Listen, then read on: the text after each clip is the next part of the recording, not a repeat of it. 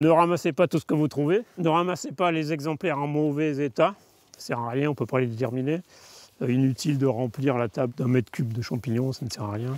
Allez, hop, c'est parti. Armés de leur panier et de leur motivation, les voilà donc partis aux champignons, mais pas pour une matinée cueillette comme les autres, plus une sortie pédagogique. En saison, la Société mycologique de Rennes en organise une chaque dimanche. Nous essayons de cueillir un exemplaire de chaque espèce qu'on rencontre, de les déterminer, et après on fait la liste des espèces rencontrées.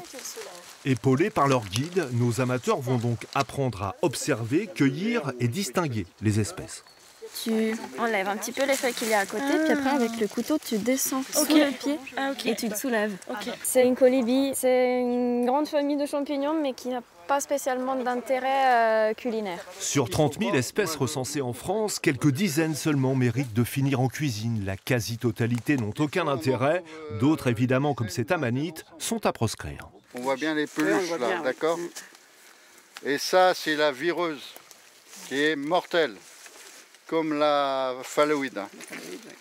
Alors ça, et on joue pas avec celle-là. Je trouve que c'est sympa parce que au moins on a des professionnels du champignon, donc ils nous éduquent, ils nous apprennent plein de choses. Ça nous fait découvrir à chacun de nos pas vraiment un monde complètement nouveau qu'on ne prend pas le temps de regarder. Réalisées sur les mêmes sites chaque année, ces sorties permettent aussi de dresser un état des lieux. Et l'on note aujourd'hui l'apparition d'espèces qu'on trouvait jusqu'ici plus au sud et la disparition de certains comestibles. Réchauffement, pollution figurent parmi les hypothèses, alors que cette biodiversité est capitale.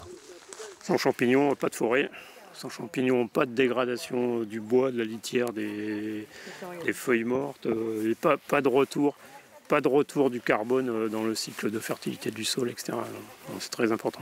Après le casse-croûte, tous feront l'inventaire de la récolte matinale. En attendant, cette jeune néophyte a gagné le gros lot. C'est un cèpe de Bordeaux. Ah oui, vraiment toute première sortie, ouais. On appelle ça la chance du débutant.